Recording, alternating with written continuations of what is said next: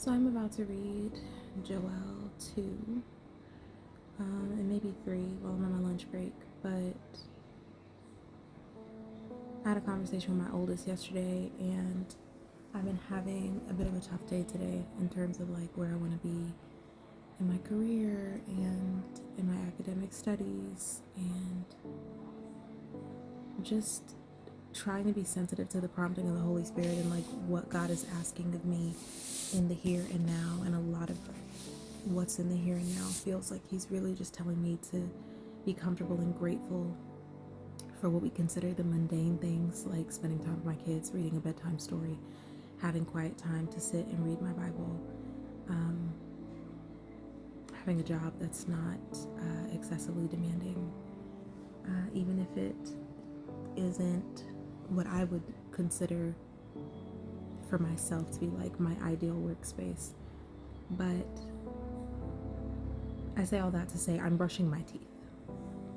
And what I mean by that is my 8-year-old is learning how to clearly and successfully brush his teeth on his own without leaving like little plaque marks. And he was brushing his teeth yesterday and he brushed them twice. He was like, "Mommy, I brushed them twice. They can't possibly still be dirty." And I was like, "No, they are." And he was like, "Well, I'm gonna brush them a third time and then I'm not brushing them again."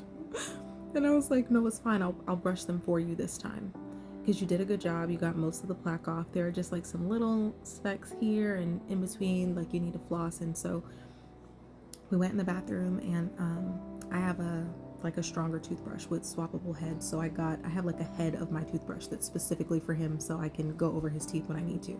So I put his toothbrush head on, I go over his teeth, and I'm like, "Look, you see how now all the spots are gone?" And I said, "Kai, you know what this makes me think of? Like when we work with God and He tells us to do the possible, and it feels like your teeth are just so dirty and you can't do it, and you brush and you brush and you're like, 'Okay, God, I've brushed twice.' And He's like, 'No, it's okay. There's still a little dirt, but I'm gonna get it for you. Like, I'm gonna make sure your teeth are clean. I'm gonna make sure the job is done. I'm going to be that little bridge that gets you from just almost there to close enough and like amazingly done.'" And He fills the gap for us. And so I'm in a season of my life right now where I'm having to put in the effort to fight to have joy, and to fight to have enjoyment, and to fight to have gratitude. And don't get me wrong, right? Like, it's hard.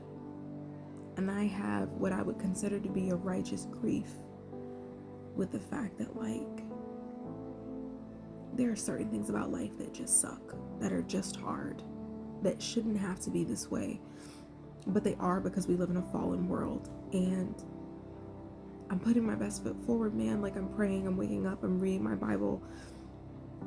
I'm praying before I read my Bible, like, "Hey Lord, like, give me revelation, make this clear." It says that if you pray for wisdom, you'll give us wisdom, and that our strength is in your joy. And so Lord, like, have joy in what it is that I'm doing and in the dedication that I'm making, and let everything that I'm putting in be a pleasing aroma unto the Lord, so that He'll bless it and cover it and multiply it and touch people and move through His body and His kingdom and just all the things, right? And I'm finding more and more in my life that if I brush and I brush and I brush and I get off as much of the plaque as I can and I get out as much of the dirt as I can, that even if there's little bits left over, He'll come back over and He'll brush it and He'll make it clean for me.